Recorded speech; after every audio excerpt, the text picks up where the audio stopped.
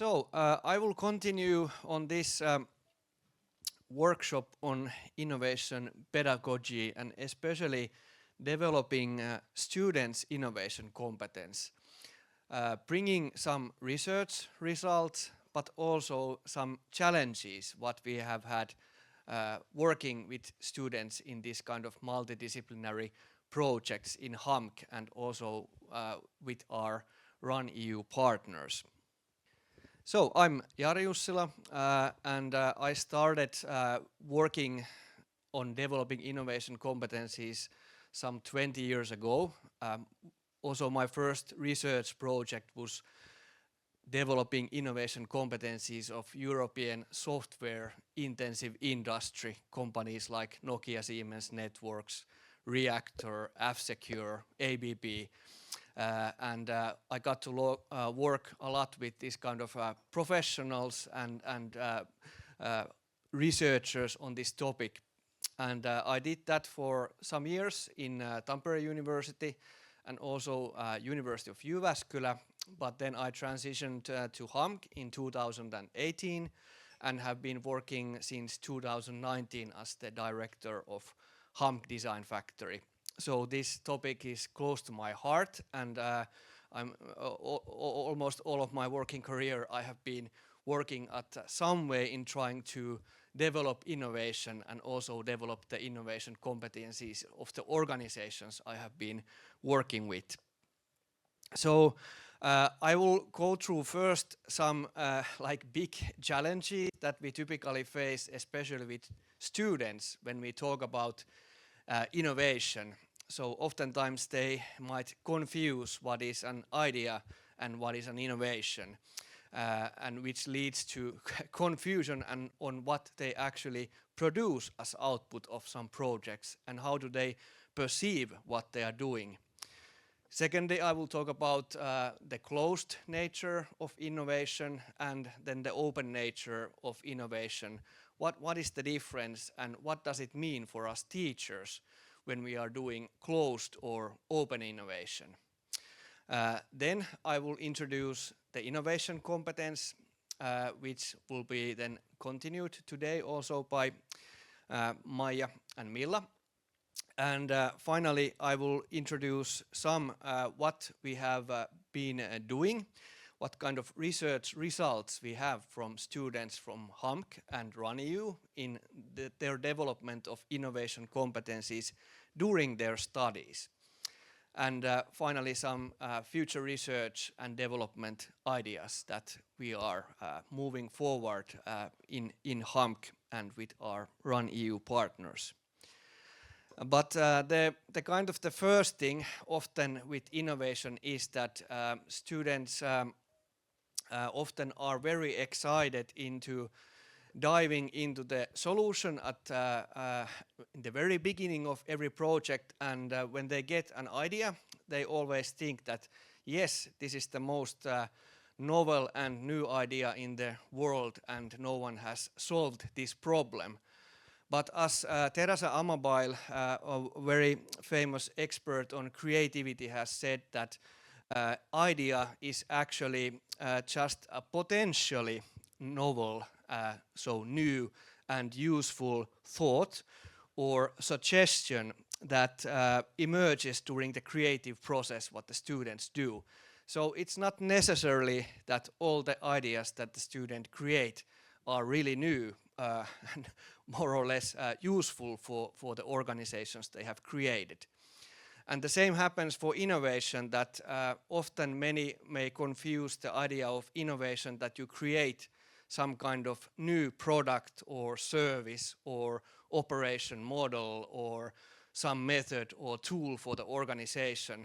But the standard definition from ISO standards, for example, is that innovation is something, it is a new entity, so it can be a new product, service, process, operating model, but it is something that needs to create value for the organization or the ecosystem that it's created for. So just creating a new software isn't an innovation if you don't, for example, if your organization doesn't get any money out of it. It might be a waste of time, it might be waste of resources.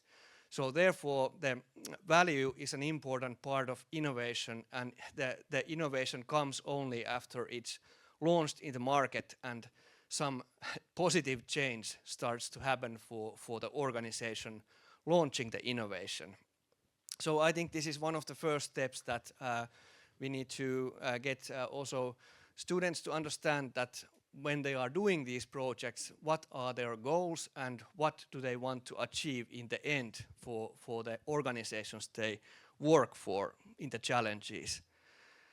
One very concrete way to think about it is to think about just the novelty part of the ideas generated by the students.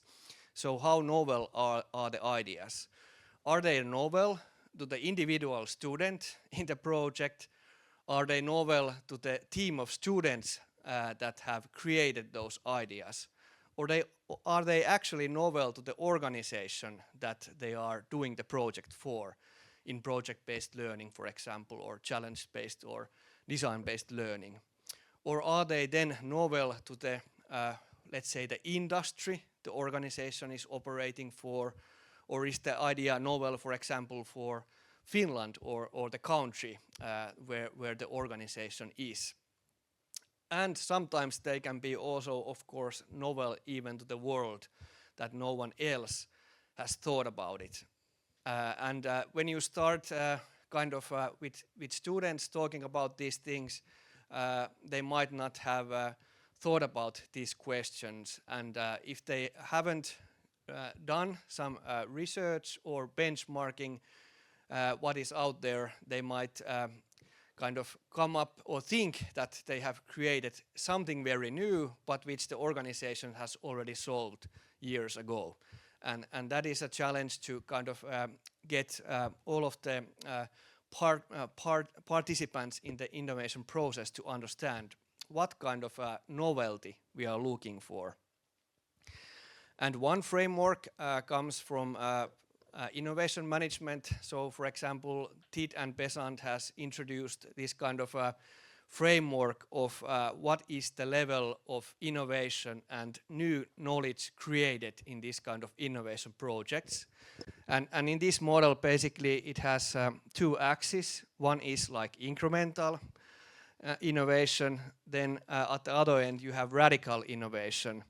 And going from down to up, you have also component level innovation, and at higher level you have system level innovation. So in the kind of the lowest level of innovation is some kind of incremental innovation in the components of, for example, some company's product. And then if you move to a bit more radical, then you have actually new components to some kind of existing system. And finally, you might have some very advanced material, like bio-based material, that completely changes the existing product. But then on a system level, you actually get like new product versions first. So you get a new, for example, iPhone or other computer version. But then you might get totally new product generations that the organizations or that weren't in the market. Like we had tablets at one point, USB sticks, and so on. Things that didn't exist that enlarge the product range of companies. And finally, you have these very like breakthrough technologies like internet or steam power or things like that that totally change everything that was in the market. And when for example, talking with companies and thinking about what kind of things we want to target in student projects, it's good to come up with some kind of understanding of the expectations, that what do the companies actually want to achieve in the partnership with us and with the students. What are their aims? What do they want to accomplish while starting with us, so that we can actually also direct the students in the right path. And then I think this is also, we haven't solved this problem, but it is very common in problem-based learning, challenge-based learning, and design-based learning that the students actually are just doing part of the innovation process for organizations. So they are creating some kind of ideas or concepts that then the organizations will actually develop into innovations and commercialize them. But what often happens is that we have this kind of knowledge handover. So everything that the students have created in the project, they try to hand over in the running fashion, that you have this 1 week hackathon or 8-week project, and then you are running and try to pass on with the company, and the company tries to catch it while they're moving forward, and sometimes you drop the knowledge package entirely, or it's kind of like the work that the students made in trying to transfer the knowledge is dropped in the process. And therefore it might be challenging if there is only like a very short interaction with the organizations, and it only happens in the beginning and end. So what might happen is that not actually much transfers. And the second thing is that, of course, we all operate in our own institutions, maybe our own departments, and we often create projects that are limited to kind of our classroom walls. So all of the ideation, for example, happens in this kind of a closed funnel that no outside ideas will enter when we start the project. Whereas Henry Chesbrough has been very famous in advocating this kind of open innovation model, which means that in innovation you shouldn't have these closed walls inside the organization, and you shouldn't have the thinking that only inside your organization all the smart people are only inside your organization, and there is no knowledge outside that is useful.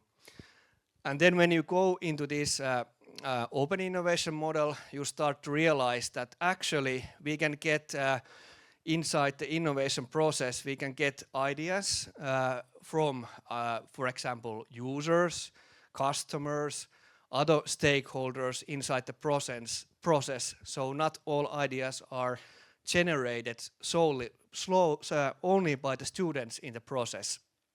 And then in the end, you might not only develop some existing product or service or process for the organization, but you might actually create something that is going to new markets that didn't exist before when you started the process.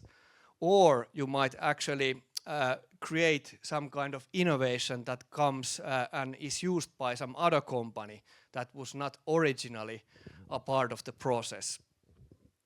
And in HAMK we have tried to make use of this knowledge triangle model, which is now very, let's say, promoted in European Union. And we just have had a visit in the Commission and Parliament where several of their advisors and experts were talking about how to make use of the whole knowledge triangle. And this means that not only the education is involved, but you have research and development involved, and you have innovation actors involved in the process. So how could that look like if you apply it to project-based learning or design-based learning or challenge-based learning? Is that when you start to work with a challenge, you actually interact with the stakeholders when you are empathizing with the problem, like you did yesterday. Somewhere in the process, you actually get feedback from the end users of the products or services or processes, for example. They give you new insight, feedback on the ideas, how to improve them. But then you also involve your research expertise. So you might have researchers coming to help the students in the innovation process. You might have innovation coaches or other R&D experts from your organization helping the students to create the innovation. And also what happens is that not only the innovations that the students can create, benefit the company and their market, but you might actually launch new startup companies while doing this kind of projects. If you make it possible and enable that the students can actually create new businesses out of these projects if they don't fit the original scope of the company, for example. And this is quite a big change. So how do you like open the innovation process in a way that you go beyond your own classrooms or your own institution walls, and you are able to make use of all of the knowledge and resources inside your organization, like the researchers, other R&D experts in supporting the innovation creation. And of course, this InnoBoost is one initiative that tries to support this and develop our organization's capabilities in getting there. And therefore, now going to what is the innovation competence, you can of course find many models about what kind of things are included in innovation competencies. I have worked with them many years, but also I think our current leading research is done by Maija, and Maija has created a framework of individual innovation competence that you will learn about more also today. And basically it describes several dimensions. What does it mean when student has innovation competence? For example, some are more like personal characteristics, there's future orientation, there's creative thinking skills, social skills, also development and project management skills, content knowledge, and so on. And when we think about then how our teaching develop these things, then you might think about how does your current assessment and evaluation, for example, consider development of all of these innovation competence dimensions. Our current systems in HAMK luckily have something already in place, not all of these innovation competencies, but we have this LearnWell tool, and I suppose that at least all of the organizations present here, if they have done any short advanced program or run kind of learning opportunity, they have gotten at least introduced to this tool. Or is LearnWell new to someone in this room, for example? Is there some persons that have never heard about this tool before? Okay. I get some hands rising, very good. So we have, for example, Sara and Telle in the back. So those are the persons to talk about, and also Viivi. What is this LearnWell and how we use it? But very briefly, in HAMK it's used at many levels.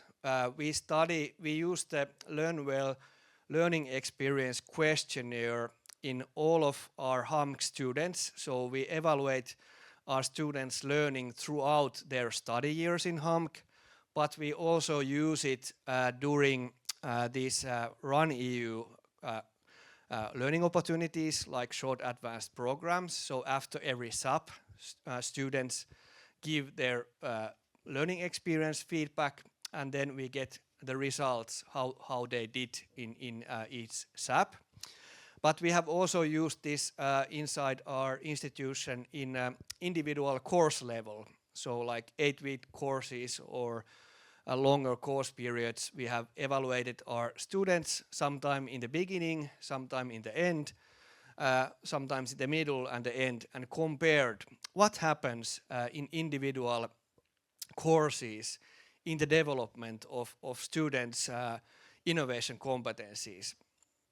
And although these are not named innovation competencies in the LearnWell tool, there is one part is generic competencies, which describes these constructing and applying new knowledge, also communication and collaboration. And these generic skills are basically found in all of the innovation competence models that have been done. So basically, this is one instrument that you can use to at least understand part of the innovation competence development that is readily available.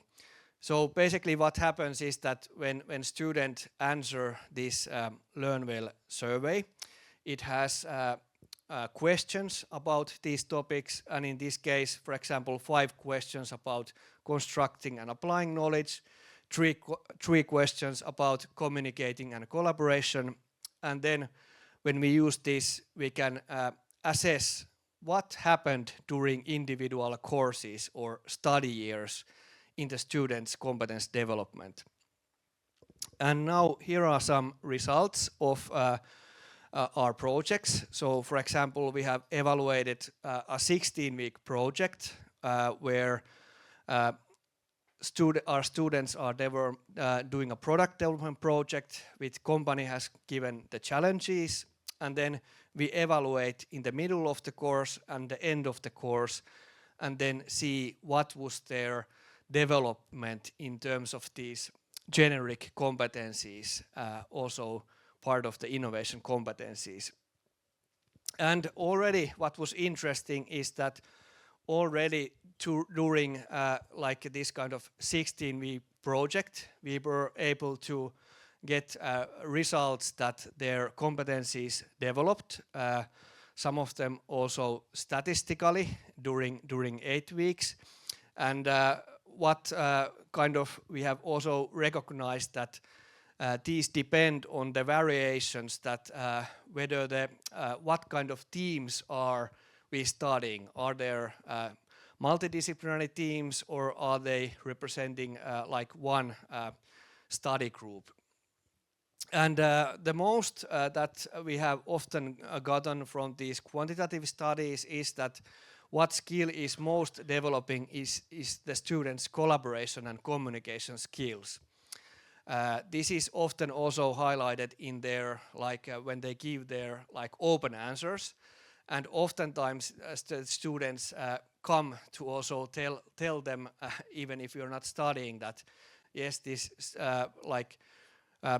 course was very helpful in understanding different people, and how do I work with students that actually come from different disciplines that I never knew like before what their disciplines are about and how to work with them.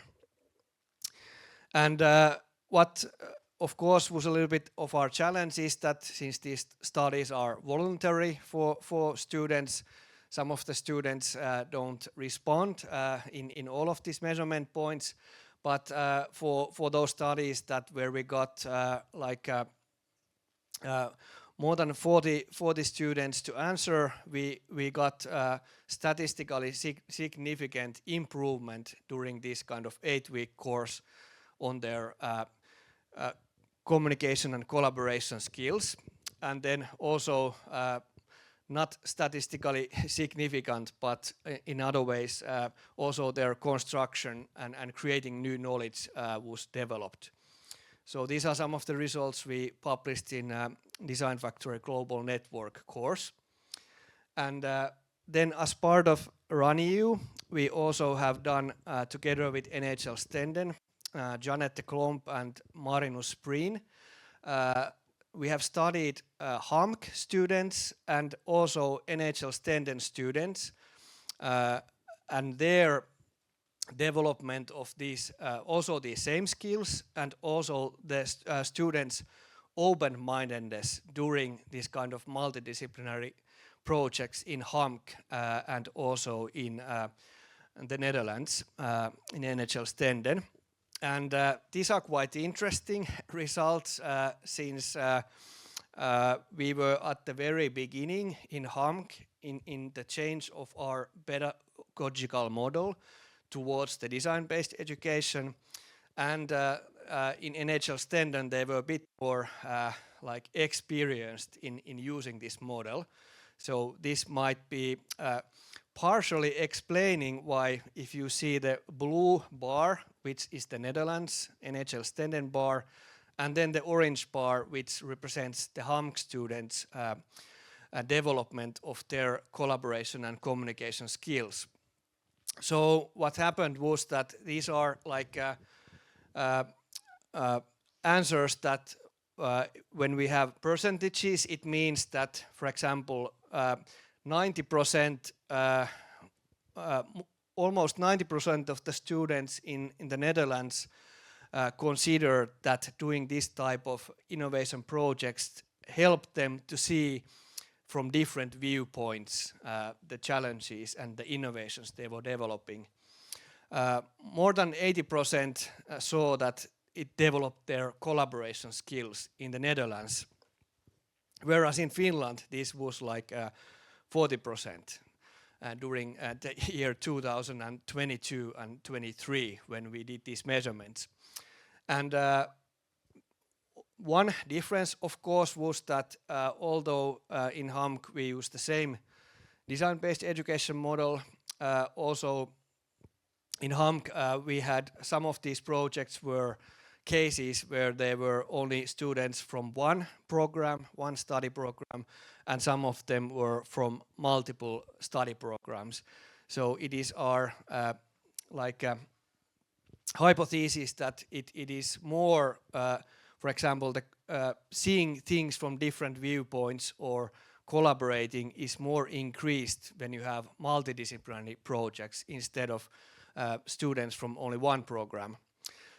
But interestingly, like most of the students recognized that central skills in the innovation competencies develop during this type of projects. But another very surprising finding was that we also did a creativity intervention.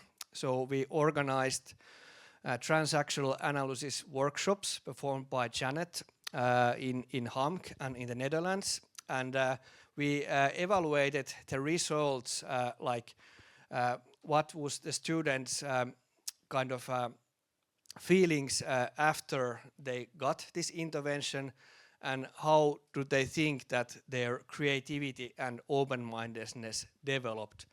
And we had like a control group that got the intervention, and then students that didn't get the intervention. But a little bit like surprisingly, we got the results that this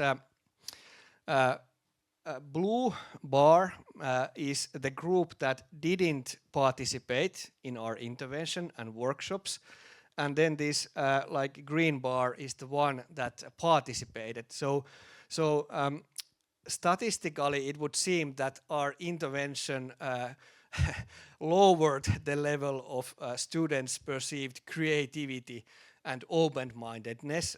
So we were very puzzled that why is it so that we think that we are giving you some training and workshops and intervention, and we thought that okay, your open-mindedness should increase while we like try to help you out. And then we like interviewed a lot of these students after this study and some of the teachers as well. And then part of the result, we are not yet quite sure, but the interviews indicated actually that many students thought that in the beginning that they are much more creative than they really are. And once they were thought about these things, they were given interventions, they started to realize that, oh, actually I'm not so creative. I have still things I need to develop. So many of the students were like overestimating their creativity and open-mindedness before the interventions. So that's what they told us. But of course, it might be that we were just giving training that didn't work efficiently, or we didn't spend enough time with the students in helping them out. But very interesting that it has led to us thinking about or rethinking when we start these design-based education projects, for example, that what kind of support is actually needed and how do we talk with the students and get them to realize what is like important and where the typical, like, let's say, pitfalls or things happen. And at least we have tried to implement this insight in kind of helping and coaching the students in their open-mindedness and creativity areas. One thing also we haven't tried, but we have some research from Finland, for example, from Aalto University, is that they have studied innovation in terms of the creative outputs, so how novel are the actual outputs that the students create, and how basically useful or valuable they are for companies. And in this research is also recognized that oftentimes like when you put engineers to create something new, it's very easy to create, let's say, get some simple new ideas from, let's say, simple products or challenges in a test. But then if you get them to design some kind of more complicated machine for an organization, what often happens is that actually if you measure it through these metrics of novelty, is that the students are not able to develop very novel products unless they are coached in that. So there's, I think, a lot that the creativity and innovation research is giving tools for us teachers to help students in this topic. And then some future research and development is that what we are currently doing is that from these design-based education projects, pilots, we have been investigating with HAMK Edu and our higher pedagogy unit, is that the students have kept learning diaries during the projects. So we have a lot of like learning diaries where the students describe what did they learn every week in the project. And then in the end, they also reflect what are the innovation competencies that have developed. So we have like hundreds of these diaries that we still need to go through, and hopefully next year we might have some findings also from these diaries, that what the students themselves described, how their competencies developed.